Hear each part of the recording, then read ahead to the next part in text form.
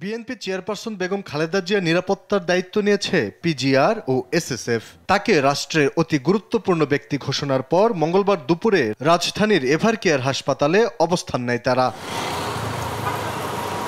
এর আগে সকালে প্রধান উপদেষ্টা ডক্টর মোহাম্মদ ইউনূসের সভাপতিত্বে উপদেষ্টা পরিষদের বিশেষ বৈঠকে বেগম জিয়াকে অতি গুরুত্বপূর্ণ ব্যক্তি ঘোষণার সিদ্ধান্ত হয়। বৈঠকে তার রোগ মুক্তির জন্য দোয়া করার পাশাপাশি দেশবাসীর দোয়া চায় উপদেষ্টা পরিষদ। সভায় বেগম খালেদা জিয়ার বর্তমান শারীরিক অবস্থা বিবেচনায় হাসপাতালে তার নির্বিঘ্ন চিকিৎসা, প্রয়োজনে উন্নত চিকিৎসার জন্য বিদেশে নিয়ে যাওয়ার পরিকল্পনা।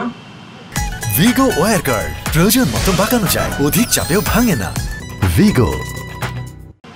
তার নিরাপত্তা ও যাতায়াতের সুবিধা এবং উচ্চ মর্যাদা বিবেচনায় তাকে রাষ্ট্রের অতি গুরুত্বপূর্ণ ব্যক্তি ভিভিআইপি ঘোষণা করার সিদ্ধান্ত নেওয়া হয়। এদিকে নিজ মন্ত্রণালয়ে পররাষ্ট্র উপদেষ্টা জানান, দেশে ফিরতে তারেক রহমান এখনো ট্রাভেল পাস চাননি। চাইলেই সঙ্গে সঙ্গে তা ইস্যু করা হবে। ট্রাভেল পাস উনি চাইলেই ইস্যু হবে।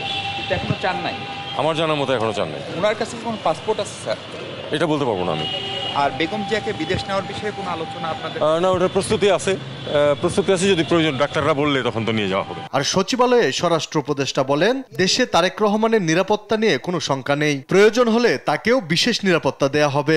স্বরাষ্ট্র মন্ত্রণালয় সবার জন্য প্রস্তুত আছে এবং স্পেশালি যাদের জন্য দরকার তাদের জন্য স্পেশাল যেটা দেওয়ার দরকার ওইটার জন্য আমরা প্রস্তুত আছি। দেশে কোনো নাগরিকের নিরাপত্তার হুমকিতে নেই বলে দাবি করেন স্বরাষ্ট্র উপদেষ্টা। এই বাংলাদেশে কারো কোনো নিরাপত্তার কোনো শঙ্কা নেই। আলী আকাশ, দেশ টিভি, ঢাকা।